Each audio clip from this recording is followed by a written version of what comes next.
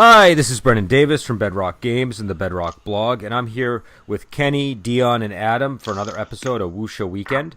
And tonight we're going to do Avenging Eagle, a 1978 film. But before we do, I just want to mention that we have a Patreon, and if people enjoy the podcast, they should feel free to go to the Patreon, look at the different award tiers.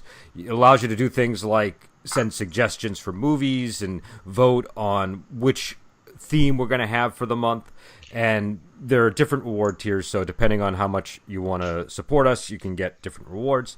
I'll put a link in the description. You can check it out if you're interested. It helps us to get movies and get equipment when we need it. So the last time we drew on the Patreon was in order to get the Moment of Romance DVD for people. So it really helps us to see movies we might not otherwise see. And also, this is going to be the start of Multicultural Month for our monthly theme. So we'll be doing Ong Bak next week, and The Raid Redemption the following week, Lady Snowblood the week after that, and then The Man from Nowhere. So every month we select a theme, and those are in part determined by our voting on the Patreon page. So tonight we have The Avenging Eagle, a 1978 classic directed by Sun Chung and starring Ti Lung, Alexander Fu Sheng, and Ku Feng. This is sort of a fairly straightforward film about a really evil and brutal master who raises disciples to be cruel, cold-blooded killers, and when one of them goes astray by becoming good, he ends up having to flee from the master as he's being chased by all of his former brothers. And in the mix is like a revenge plot involving a family that was killed, and Alexander Fu Sheng sort of plays the heroic friend as he's going to contend with his evil master. So that's the really sort of rough, uneven, concise description of the plot, and I kind of butchered it. But What was everybody's reaction to this movie? And does anybody want to add anything in case I glossed over a crucial plot detail? No, I think you pretty much went over everything. And yeah, I enjoyed the movie. It's very typical, I'd say, right? I thought, there wasn't anything like stand out about the movie, but there's nothing really bad about it either. So the fight scenes are pretty good. There were quite a few of them, many different weapons and styles going on there, and I think all the actors did a good job in their roles. But other than that, not really much else to remark on my part on the movie. I like this movie. I've seen it a couple of times. I enjoy Alexander Fu Sheng in this because usually he plays the kind of goofy role, but in this one he was quite serious, so you got to see his dramatic side. Yeah. Even though he did a little comedic in there a little bit, just one little thing, but he played it perfectly, I thought. I think he was channeling his inner Ti Lung, and they played off of each other very well, both in very serious roles. And Ku Feng was in it too, and he's always a good villain. Yeah, I thought this was just a really good, solid Shaw Brothers movie. I mean, there's nothing particularly amazing about it that stands out to me, but it was just a very solidly made one. Good cast. They did a good job. Everything just kind of came together well in it.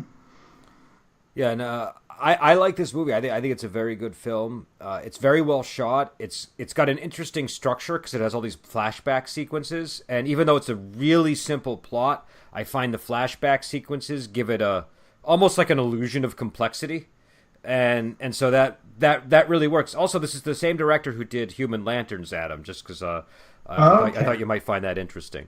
And I don't know. It's just like it's an enjoyable movie, and I think what makes it work ultimately is the friendship between Ti Lung's character and Alexander Fu Sheng's character, and Ku Feng as just this terrifying master of this sect who I mean, his whole MO is he raises boys from a very young age to be ruthless killers, and he's just terrible to them. Do you know what I mean?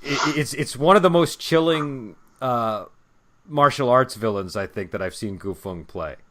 And also the claws, those golden claws at the end of the movie are magnificent. You know, the weaponry in this film is astounding. I like the sheer variety of weaponry that you get. It's the kind of movie that strives not to repeat a single battle. So it's not so like you always have different weapons in the mix, and they're oftentimes very unusual weapons. The Ti Lung character has a 3-section staff. And the Alexander Fusheng character has these sleeve blades that are concealed in his shoes because he wants to keep his identity hidden. So I just love how the weaponry ties to the characters like that. And again, the Gu Feng golden claws that he wears that his servants have to put on his hands before the battle. Those are just terrific weapons in my opinion. So I guess. Getting into sort of the fighting segment of the program, what did people think of the fight scenes in this movie? Well, I think you covered it. There's a lot of variety. I mean, with the fights in this, it is very, very well done. I mean, like you, I really like the kind of claws there at the end that he had, and yeah, I don't know. I just it was just very well done as far as fighting goes. Definitely worth watching if that's the main reason you watch these movies. Yeah. Go ahead, Kenny. I was just gonna say, like, the fight scenes were good, but what I appreciated the most about the fight scenes was like before the fight scenes, there's a sort of planning and strategical element to it as well. It wasn't just like against the Mooks, it was they are one-man armies against them, but against the sort of the Eagles, the named characters, they always took a cautious approach. And even the Eagles, they tried to be strategic in how they tried to take them down as well, luring them to the forest so that his 3-section staff wasn't as effective. And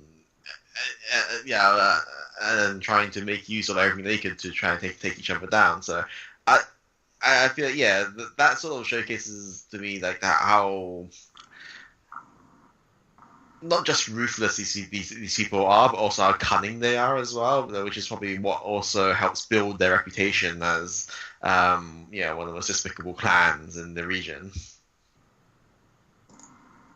I was going to say what Kenny said. They were really good plotters of just the way that they were trying to trap them in certain spots, like Kenny had said, made them even the more terrifying because most groups aren't that well thought out to get their prey, but they had a really solid plan. Unfortunately, it backfired on them. It didn't work so well, but...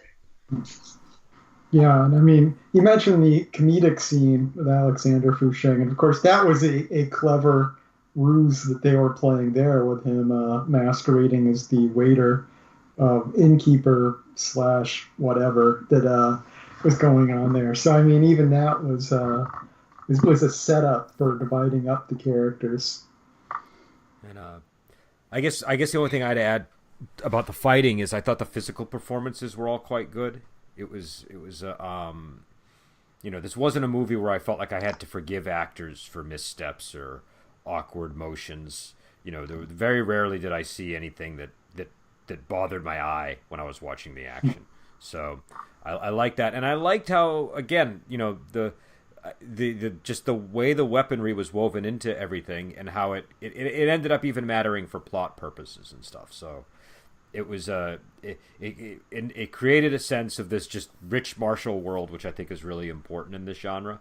The other thing that I liked was there was a really peculiar effect with one of the killings when somebody threw a spear through the air and you see the spear fly through the air and then hit the guy, and it's obviously like an old-timey effect, but it was, I thought, really well done for the time.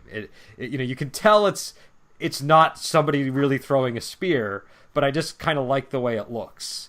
It's sort of it achieved. I like the ambition of it. Yeah, yeah. Well, it wasn't entirely successful, but it was still pretty cool. It wobbles a little bit, right? But it looked better than some of the effects I saw in like '80s movies and even some of the '90s CG. It actually was kind of cool for the time. And yeah, it's obvious it's an effect, but it's you're kind of cheering for it as it's thrown through the air, as it defies physics and expectations.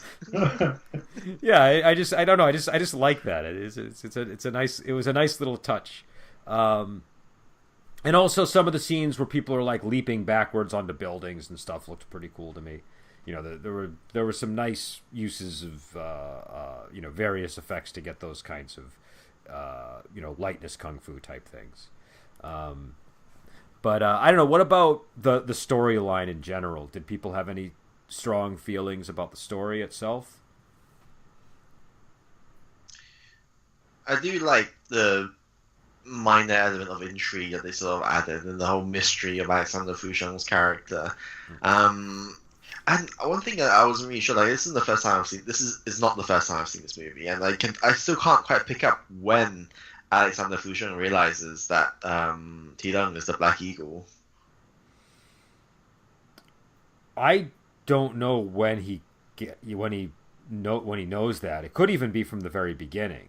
That was kind of my thought. I mean, I don't know. I've only watched the movie once, so I mean, I could be misreading it, but I kind of thought that he was essentially following him around because he knew who he was. But, yeah, that's the sense that I got. I've seen the movie several times, and I always thought that he knew who he was from the beginning, and he kind of tracked him to meet up with him in the desert. He had some plotting of his own to do, and so, he made it work out so that they met up at a certain point in the desert where, the Black Eagle was thirsty and didn't have anything to drink, anything to eat, and that was his way of getting in as a friend. Yeah. But then they really did develop a friendship, a really interesting friendship, but nonetheless it was a tight friendship. Yeah. Okay. Yeah, because I just wasn't really sure if it was something that Alexander Vuchin's character realized along the way, or if he knew it from the very beginning. Because I know there were points when the Black Eagle was telling the stories about how he killed, the woman and stuff, where Alexander's character, or he already knew, he had the anguish in his eyes and stuff. So, I just wasn't. Yeah, because in that scene he was like fish. I think he wanted to know more about the circumstances of his wife's death, and so that's the scene where he basically says that he killed her quickly, right? So I think that was, I with the Alexander Fusheng character, and obviously spoilers. I think he's obviously more merciful than everybody else in this movie, and he, in the end, abandons his quest for revenge entirely. And I suspect that the fact that Black Eagle made a point of killing her quickly was maybe the beginning of that. Do you know what I mean? But I think he knew full well before that Black Eagle was involved in the killing. Yeah, I think the dramatic suspense, there was really not a lot of question whether T. Lum's character was really good. Like in the final scene when he kind of does the fake turn, it's like I didn't for a second think he was really gonna switch over back to the other side, but it still all works, because the question of whether Alexander Fusheng, whether he is really gonna forgive him or whether he's just using him and then he's gonna get his vengeance was still very interesting to me. And I like that it's ultimately about this friendship and a redemption for the Black Eagle character. And we had done on the Wuxia Workshop, we did a terrible movie called Journey of the Doomed. And one of my chief complaints about it was this movie, we can say, ends in like a very tragic fashion, right? This is sort of a tragic Wuxia ending. The Journey of the Doom also has a tragic ending, but there's zero emotion behind it. You don't feel anything, even though it's probably in concept, it's one of the most spectacular tragic wuxia deaths you could put on paper. And I felt like what this movie does really well is it has the emotional impact when all of these things unfold, because there's that whole dramatic scene where Black Eagle is killing the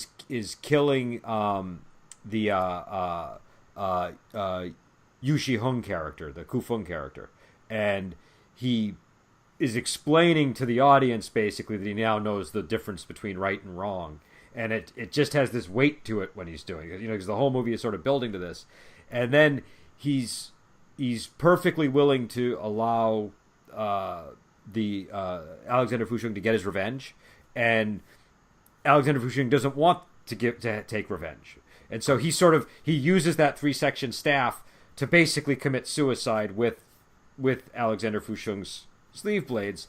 And it's just this, I don't know, I like the visual that you can only do it with those weapons, right? Because he's trying to sort of, like, Alexander Fusheng's emotion is like, oh my god, with his hands sort of out like this, right? And I feel like just the way that the movie achieves that, it has all of the weight that I want when I see a tragic ending in wuxia.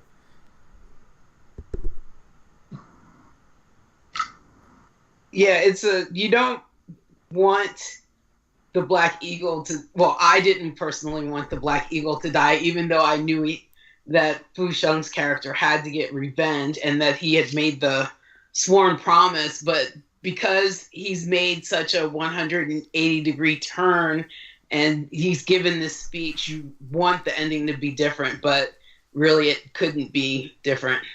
Yeah, because he can't be redeemed if he doesn't die, right? Like that's right. Sort of that's baked right into the story. So yeah, well, and for the point when he says that he's sworn to die by his blades, that he tells, or like midway through the movie, it's clear he is going to die. But the question in my mind is it going to be kind of like what happened, where he sets it up for him to kill him? Or is Alexander Fusheng genuinely going to try and kill him out of vengeance? That was the thing that was uncertain to me at the end. I mean, I was leaning towards it happening the way it did happen, but it was still a question. Well, and it's great, too, because Alexander Fusheng's line right before that is, all of my foes are dead. So it's kind of like that's like where the movie would normally sort of end it, and he would walk away, and you'd have that sort of peaceful resolution. And the horror on his face when T-Lung grabs him and pulls him in is just, I think, really, really effective. Well, I'm sorry, Kenny, were you trying to say something, or did? No. Oh, okay. I apologize. I thought I cut you off, as I'm told I'm prone to do. Yeah, very pushy. Yeah. I guess I do want to sort of point out for that sort of last scene, the confrontation between Kufeng, Alexander Fusheng, and T-Lung. Like I do like how it sort of comes down to like Kufeng's characters not learning basically that people aren't emotionless machines, and still thinking it's a chance, like, and still trying to manipulate his way out of the situation. Like, it really shows how much of a sociopath, I guess, would be the correct term for him. No, this is the most sociopathic wuxia villain I think that I've ever seen. Right, like next to, what was it? The other Sun Chung movie, the guy from Master, was it Master Mung from Human Lanterns? Yeah. But yeah, he's just sort of just a terrible person, and like he only sees people as means to an end, So I think that's a perfect explanation of, or description of what's going on, is his failure to understand that people just aren't machines or tools to be used, and he can't see what's obvious to pretty much everybody watching the movie. But yeah, so getting in. Oh, one other thing I wanted to talk about with the story. I like that when it's slowly revealed that T-Lung killed Alexander Fusheng's wife, that in that scene it's actually Alexander Fusheng's wife. Yeah. Yeah, that was pretty cool. Yeah. Yeah, it's kind of a nice. I mean, I don't know. I just thought that worked really, really great. But did anybody have well, let's go through the characters individually because there aren't that many. What did everybody think of Black Eagle? He pulled off the sort of conflicted, trying to seek redemption character really well. I think all the characters, all the actors in the movie pulled their weight here. I think. I like how sort of, even though he's sort of trying to redeem himself. Like at the beginning, he's using all his underhanded tactics. Like he was like throwing sand in people's eyes, like doing very dirty fighting stuff. That I really appreciated that, just because like it shows that he's not like abandoning his means. He is just choosing a different end for himself there. Yeah, that's a good point, actually. And the fact that he, as you wrote up, they defeat the bad guy because T-Lone basically does a ruse of pretending to join with him and stuff, which is essentially him manipulating his master, which is his master being someone who does nothing but manipulate people. So he ultimately used, what he learned from him against him. And you can't just do a 180-degree turn like overnight. We don't know exactly how many days or weeks or months this whole story takes place, but some of your old ways, like Kenny said, stay with you, and you just use them for a different purpose to get a different end, a better end. Well, and also, when you think about the situation, like this guy's been raised this way, he's been programmed like it's a cult, and so that's why that final scene with him is so great, when he's screaming at his master and saying, "I know right from wrong. Like heaven has opened my eyes." There's all these great little lines in there. We see that scene of him when he's like a young boy getting trained by Ku Feng, who's just brutal, really brutal master. I like I always like T-Lung in movies, and I think this is a kind of role that's sort of tailor-made for him. As he can pull this. He can pull off being the heartless killer, but he can also pull off being the conflicted person with a well of emotion in his eyes, and so that's one of the things I think really makes him work. And also the physical performance is great. What did people think of the Alexander Fu Sheng character? Double sword sleeve. What was it? Yu Yifan. I like how you just speaking about his weapons. I like how they sort of like slowly like crept up to it though before it's like revealed for the first time. Like you see him like messing around with his sleeves quite often, and then before he pulls them out, he's also like loosening things here and there, and then all of a sudden it's like, haha, I've got blades in my shoes. And mm-hmm. Especially thinking those shoes supposed to be a terrible pain to walk in. Like they've been walking in deserts and stuff, and they've got like these foot-long metal blades at the bottom of his shoes. It's not very good for the soles, I think. Probably not too good for the blades either, I would imagine. But I love those weapons. I think those are. I don't know. I just like the sleeve blade idea. I don't feel like they would work all that well in real life, but they just look really neat, and they and again, it's about the drama that he's able to get with those hands as a result of it. He can kind of act with his hands after he's stabbed a guy or something. So it just works, because I noticed there's a lot of scenes, like Kenny was saying, where he's sort of gesturing in a way, like his hands are important. Do you know what I mean? Mm-hmm. And so he's messing with the sleeves, but I just feel like there was a lot of hand acting with that character around the sleeve blades. I don't know, anybody else? I love the Alexander Fu Sheng character in this one. The fact that he could actually forgive the person that killed his wife was, I thought, an amazing testament to the character of the actual hero of the movie. But I liked the way that he played it, and he was so so straight. I don't know. I love his straight characters way more than I like his silly, goofy characters. Disciples of Shaolin is one of my favorites, but his performance was awesome. I had seen this one way after I'd seen all the kind of comedic roles that he does, and this is like one of my favorites. It's just such a heartfelt performance for me. It's almost takes me to tears.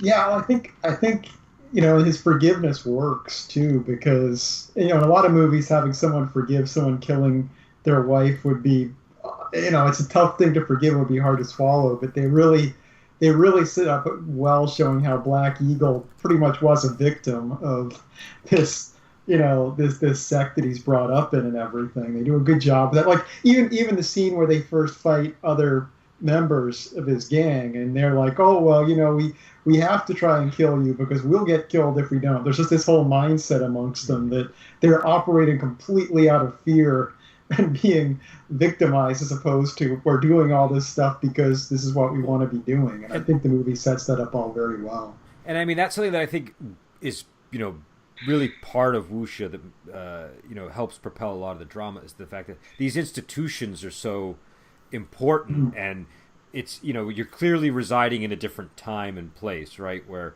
you just can't go and do whatever you want all the time. You're often attached to the sect or some other kind of organization, and that's where your sense of place in the world comes from. And so it's I suppose like it's sort of like when you watch a movie set in the Middle Ages in Europe, and the feudal structure is very important, right? It's got that kind of effect on the genre. I always thought of it more like gangs and stuff, like the mafia, and more than I'd say feudal structure or whatever. Oh yeah, no. What I mean is it's similar in that the importance of those structures are just like part of the genre. Do you know what I mean? Like, but yeah, no. This was like a criminal organization. So like his whole thing is he's basically raising these guys to go and send them out to steal stuff. He's taking gold and ginseng and all kinds of things, and so he just has this extensive network of guys that he can send to go attack, escort caravans, and and so it's basically, like you said, kind of like a mafia type situation. You're basically hijacking goods, but there's also this structure of the sect. It is a sect, and Ku Feng's character is, he's the this looming figure that, like, there's this scene, right, where Ti Lung comes back to the sect after they think he's dead, and the master's so happy to see him, but then the master realizes he isn't wearing his Black Eagle pendant, and the master gets so angry, and that's when you realize, oh my god, this guy is this really terrifying person. Like is he going to order Ti Lung to be put to death, or is he going to forgive him? What's going on? And it's just because he forgot to put on his his Black Eagle medallion, which. But he made it with his own two hands, so it was very important. No, it was that was very hurtful not to wear that. No, it was very important, and also it's the sort of thing that you wouldn't forget to do if you were the part of an organization like that. Do you know what I mean? Like if anybody's ever done martial arts and knows like how belts work or anything, you don't forget to do those kinds of things. And so I can only imagine if Ku Feng's your master and he's punishing people with lethal force, you certainly would never forget to wear that black medallion. So I think it was a subconscious decision on his part to not. I think he was forgetting that he was part of this sect, that he was losing that aspect of his personality. And of course his need to control things is ultimately kind of what destroys him too, because Black Eagle is just trying to get away. That's all he's trying to do at the beginning of this movie, and he's basically forced into coming back and killing Ku Feng because Ku Feng won't just write him off. It's like he must get vengeance on this guy for leaving him, so that's he basically brings about, destroys his whole organization trying to take this one guy out when he really wasn't going to gain anything from it. Yeah, because if if he had just let things alone, everything would have been fine, right? He just would have been short one of his prized disciples, but he would have been fine. But it was the best disciple who he was going to leave everything to. You can't just let your number 2 walk away from you. Well, was he going to leave everything to him? Had he thought of that, or was that just a story he made up at the moment? That's tough to say. I don't know. What does everybody think? That's a good question. I think that T-Lone was the best eagle that he had. Yeah. And was probably the smartest, and probably he thought was the most cold-hearted out of the bunch. But I think Wang Lung Wei's character enjoyed the killing just a little bit too much, and he probably should have been number 2. But it's funny because I was going to say, well, who are you going to leave it to? Vulture Eagle, which is Wang Lung Wei's character, and I feel like he was cold and deadly, but he didn't have the I don't know, like when T Lung shows up after they think he's dead, the look of joy on Gu Feng's face is very telling. Do you know what I mean? I don't feel like he would have felt that way if Vulture Eagle had died. I feel like he would have just moved on with his life. Do you know what I mean? And he would have divvied up the booty right away if Vulture Eagle had died. But when Black Eagle was believed to be dead, he made a vow not to divide up the loot, and he kept to that vow, right? So I don't know. I feel like that's more of his manipulations there, saying, "Oh, look how much I care for you. Look." He probably didn't even need the money at that point. He's like, look, I kept the money that you brought back, and I kept it in the vault. It's untouched because I swore I'd never use it. So you're not buying it at all. You're not buying it at all. It's possible that I think it's very likely that Kufun does highly value the Black Eagle, right? But it's more of he's got the most potential, and it would be a shame to lose such a valuable tool, as opposed to, wow, I've raised this guy. He's I love him like I would a son if I had any children, kind of thing, right? So it's more like in the same way, like someone would be very happy if their treasured sword was returned to them, kind of thing.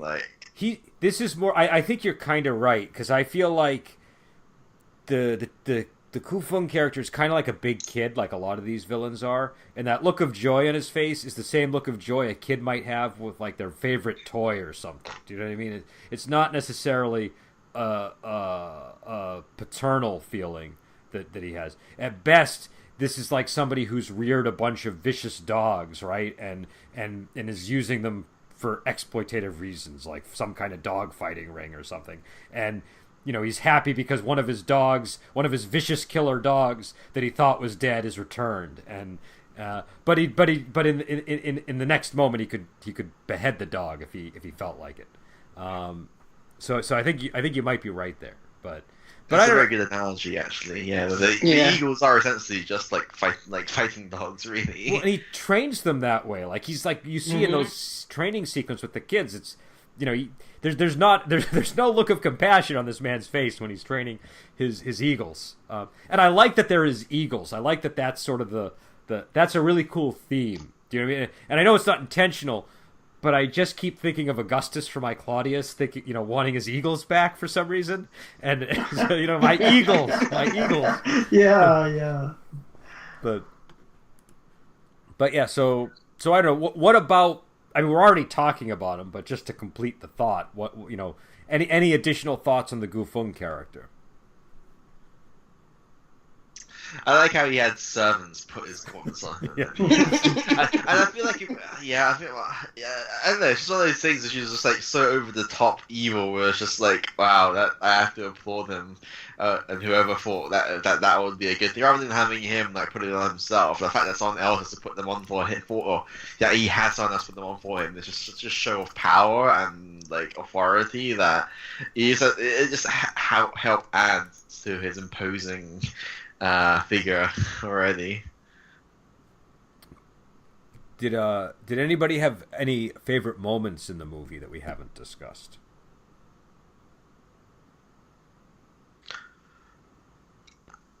I I don't know if it's just me. I can't quite remember. So in the first sort of major fight scene with the Eagles, did they make it? Did they overly make a point of the guy falling in the water for no reason? Yeah, that was kind of very highlighted, I thought. That was Yeah, that was like a very strange sequence for me. You know, when there was like slow motion and there's like a music change. It felt like, and things were, yeah, it was a bit more dramatic than. There were Maybe a that was couple the of first odd- guy at his own side that he killed. Maybe that was it. Was that the first of the Eagles? You know, because he was very reluctant to kill any of the Eagles. Maybe that was what it was going for. Yeah, that might have been it. But I feel like there were a few odd things like that. Wasn't there also a scene where the like T-Lung is fighting, and you keep seeing these pauses in the shooting of it, right?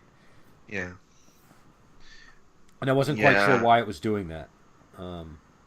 Maybe it's just the way they cut the movie together then, or That's possible too. Yeah, sometimes there is that effect. But yeah. So I don't know any other moments that people wanted to talk about. I thought it was a sweet, touching moment when he had the flashback of living with the family and discovering the difference between right and wrong, and finding actual love and what it means to be a real family and not this whole murderous group that's reared by a lunatic who's only out really for himself. And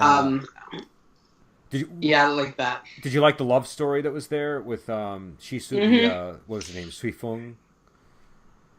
Yeah, I thought they had great chemistry on the screen, and I wish it had lasted a little longer, but that is the preface. Ugh. That is the reason why he's on this murderous hunt, to find his master, so... Yeah, it's I like that part of the movie. I think it's you know, it's obviously really central to the plot, but I like the way that you have that, and then it's discovered that the next person that they're supposed to kill is the man who saved him. Basically, I think that's a nice, smooth sort of way of bringing the story around. But yeah, so I guess we should get into our recommendations. just before we do. Oh, yeah. Does anyone else find it strange that the boat clan is in the middle of a desert? Yeah, I would say that's strange. I would say that's strange. Maybe it's a translation thing in the subtitles or whatever. But it's just one of those things where it's like, the boat clan, he's heading towards the desert, so he's running from his master, but no, that he's heading towards his master to kill him. And that, yeah, it never occurred to me until just now. I was thinking, oh, hold on, that's a really Maybe it's strange... like the desert is thought of as a sea. You know what I mean? Like, I don't know. The Sea of Sand. Yeah. That is kind of weird. Or maybe they meant boats as in tails. Because we see a lot of tails in this movie. Like the golden tails, the little angels. Oh, okay. Because that's a boat, right? That's what those are supposed Well, to be no, boats? the thing is, I remember the Eagles talking in the inn, I think it was, where they were saying, the Black Eagle is too cowardly to travel by sea because he knows that we control the waters. Do you not? I remember that scene. Yeah, I remember that scene. I don't remember that. Yeah. I heard it. I've had it dubbed in English. Well, here's what we'll do. We'll turn it to the audience because there's always a super fan of any of these movies, and this is one that I think there's bound to be somebody who's viewed it and analyzed it much more thoroughly. So if anybody's listening and has any thoughts on that, or I can identify anything we got wrong, feel free to weigh in a comment or with an email, and we'll if it's significant enough, we'll address it next episode. But yeah, so I guess we should get into the recommendation and ratings now. Who wants to go first? Who would like to give their recommendation and rating? I feel like mine's gonna be the lowest, so let me go first. Okay. So I'm gonna give it a 3 because I think the movie is It's very solid. Like, it's definitely a movie I'd watch, and I wouldn't mind watching again, but I wouldn't go out of my way to. If someone told me that, I'm gonna watch my first Wuxia movie and it's gonna be the Avenging Eagle, I wouldn't go, oh no, that's a bad idea either. I think it's a very decent movie. And I think, but personally for me, I don't think it had anything that was super memorable in it. Nothing stood out enough for me to think, oh, I need to watch this again. So I'm gonna stick with a 3. I'm giving it a 4. I've seen it several times, and I still have an emotional attachment to it. I think the performances were excellent, especially by Alexander Fusheng. I think T. Lung does some of his best work in this one. I do like the variety of the weapons. There were 12 eagles and 12 different weapons. And even Ku Feng had his special weapon, and Fusheng had his. So, the display of weaponry is awesome. So I give it a 4. Yeah, I'm wavering between a 3 and a 4 on this. I think, I mean, like midway through, I was thinking it was going to be a 3, but it is pretty affecting by the end. But I'm going to go with a 3 just because that 3 is not bad to me. 3 means it's a solid movie, so I'm going to go with 3 on this one. And I would side with Dion and give it a 4. And I think my reasoning would be, number 1, I like the movie, and number 2, I have the emotional response to it that I want when I see a film like this. But I think most importantly, I feel like it's a quality film the whole way through. I feel like I can't think of an aspect of the movie that I feel like it falters. Do you know what I mean? I feel like the fight choreography is good, the shooting is good, the story is good, the emotions are good, the music is good. Again, this is coming right off of Journey to Doom, where the music was terrible, the shooting was terrible, the emotions were not there, the fight choreography was great, but the camera did everything in its power to obscure the fighting, and so you were always struggling to view what was going on.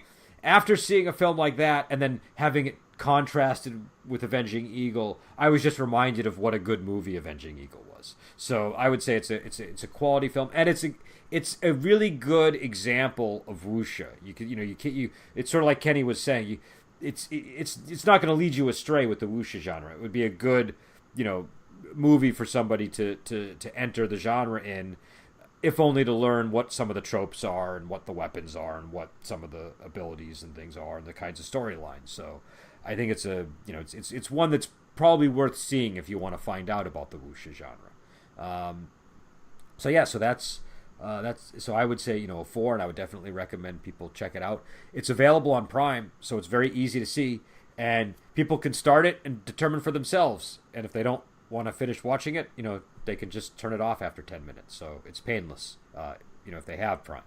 So next week we're going to be on with a film I'm very excited to talk about, which is Ong Bak, because I actually have experience with Muay Thai, so it's a film I feel like I can kind of weigh in on a little bit in terms of the martial arts. And also my wife is Thai, so when Ong Bak came out, I had a lot of the ins and outs of the plot explained to me in a way that was very beneficial to understanding what was actually going on. So we'll be doing Ong Bak, and that's part of our multicultural monthly theme. So again, we'll be back on next week, and until then, we will talk to you later.